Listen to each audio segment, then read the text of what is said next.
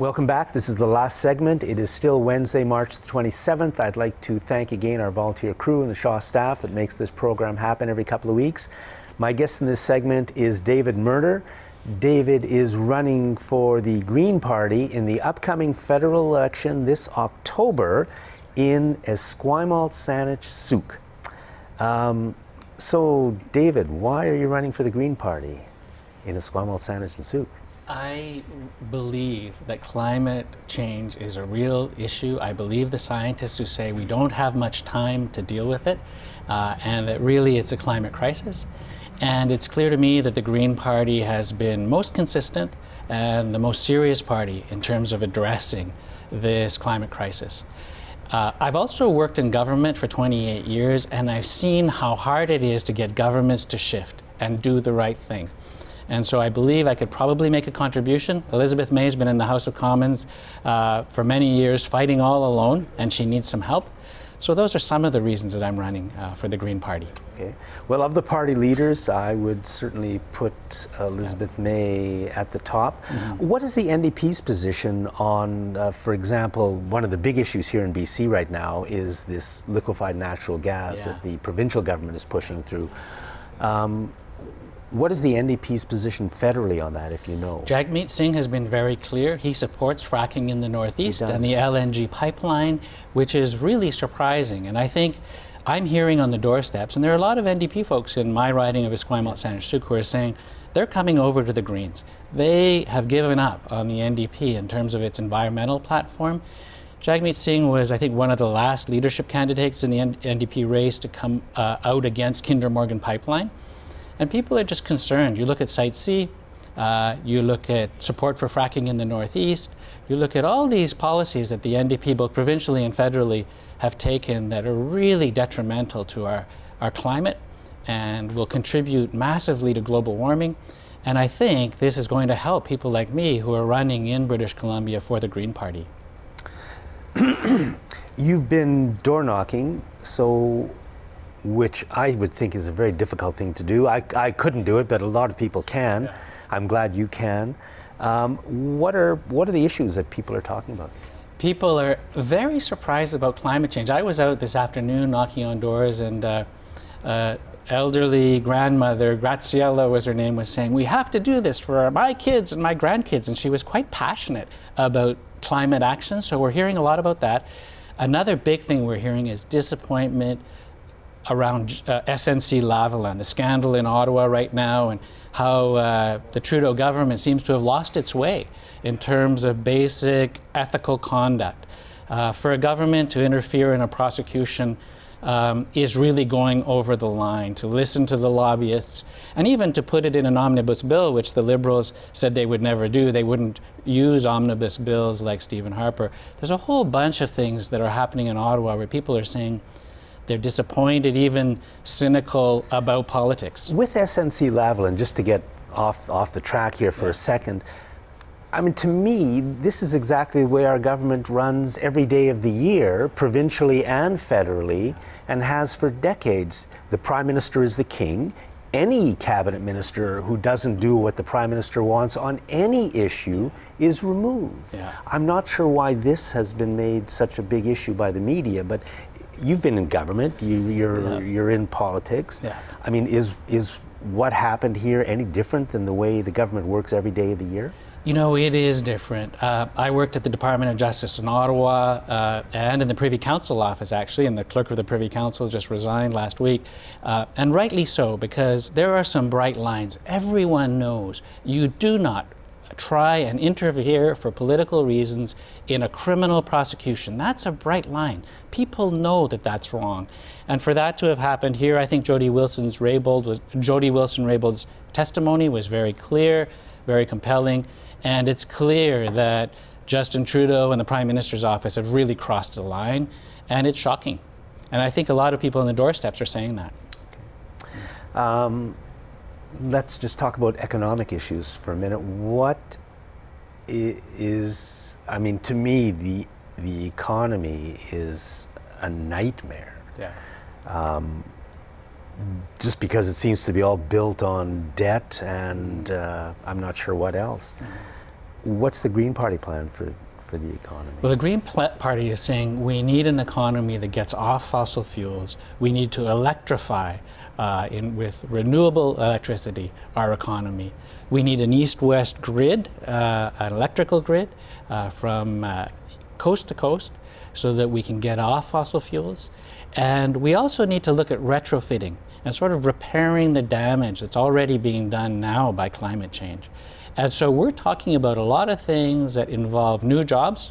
We're talking about solar, geothermal, and new ways of generating power that don't require fossil fuels. We're saying let's move our transportation system onto electric vehicles and do this as quickly as we can, because the scientists are saying we only have 10 to 12 years at most before climate change is irreversible.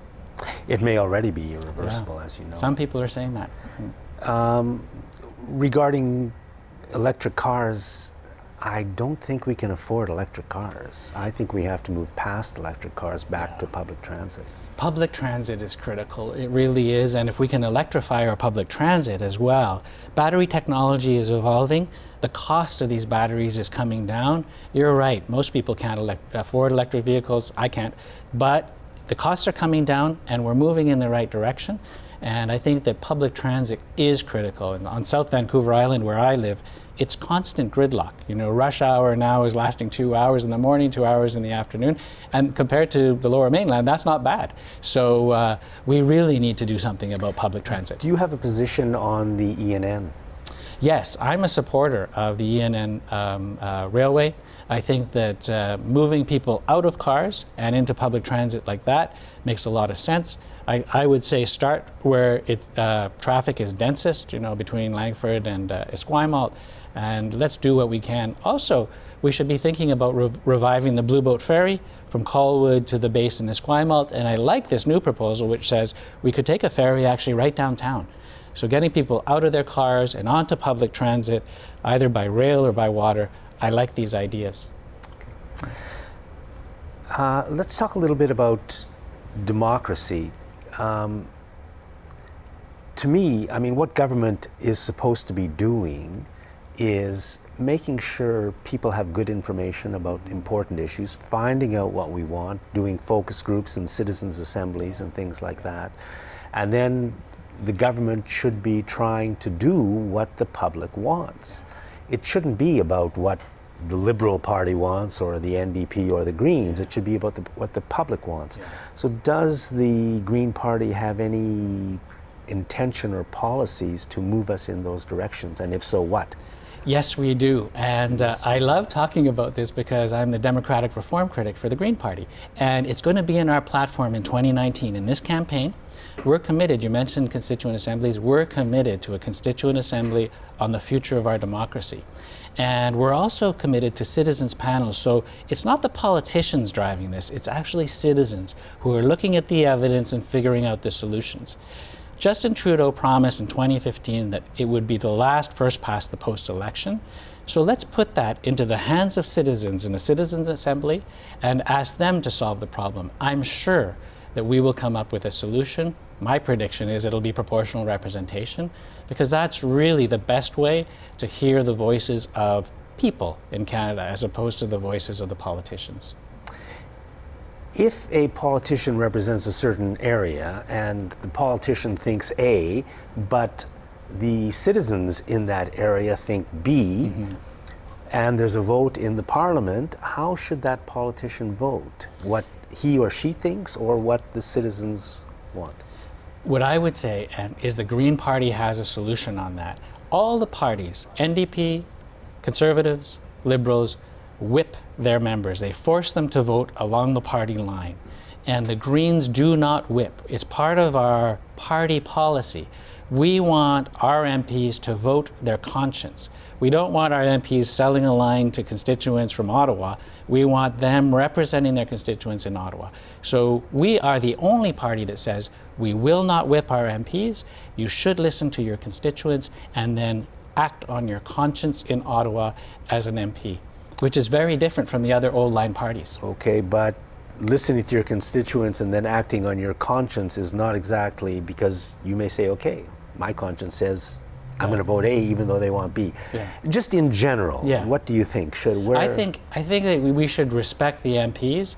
If they hear a debate in the House of Commons and they're convinced by the evidence, if they're on a committee and they hear good evidence that says we should do this, and they believe it's the right thing to do, let's free our MPs to do the right thing. Right now, in the old line parties, they have to put their party first. They toe the line, right? It's something that's not talked about that much, and yet it's one of the most important things in our society. It's one of the ways that we're ruled is through the parties controlling the MPs that we elect, who cannot represent us, because if they do, their career is finished. It's ridiculous. I'm sure there were Liberal MPs who were saying, we promised to deliver on electoral reform, but they were whipped to vote against it, and it never happened, right? Right now, if I want to get the nomination for a party, the leader of that party has to sign my nomination papers. That means that they control who the nominee can be, not the local residents, but the party leader. And the party leader has the power to remove any MLA or any MP at any point in time by simply not signing or pushing them out. What's the Green Party's position on things like that?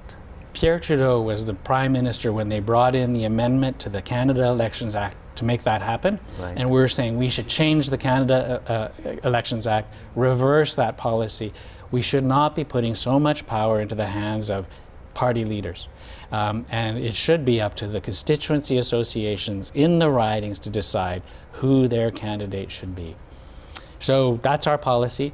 I think you see in the United Kingdom how a party that has freer MPs can really hold its leadership accountable, and unfortunately in Canada it doesn't work that way. You saw it on the SNC Lavalin scandal. When the Prime Minister's office starts calling up, people start saluting.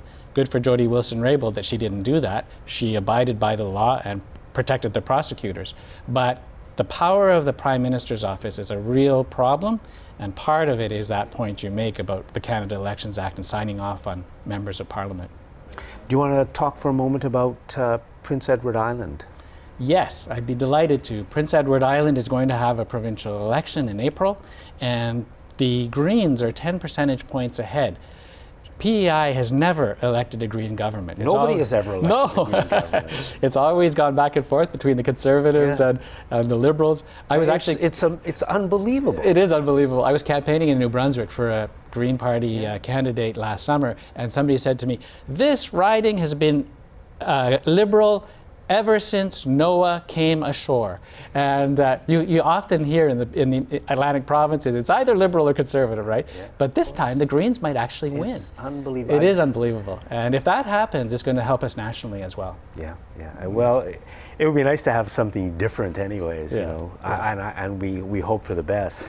Do you want to we've only got a minute left. Do you want to talk about environmental issues or anything you want to finish with? Environmental issues are really the key issue in this campaign, and we're seeing it globally.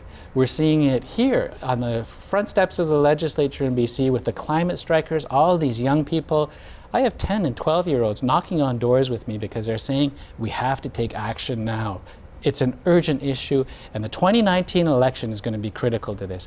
If we can send more Green voices to Ottawa to say fracking in the Northeast is wrong, unlike what the NDP is saying, to say you need a climate plan, unlike what the Conservatives are doing, no climate plan with the Conservatives.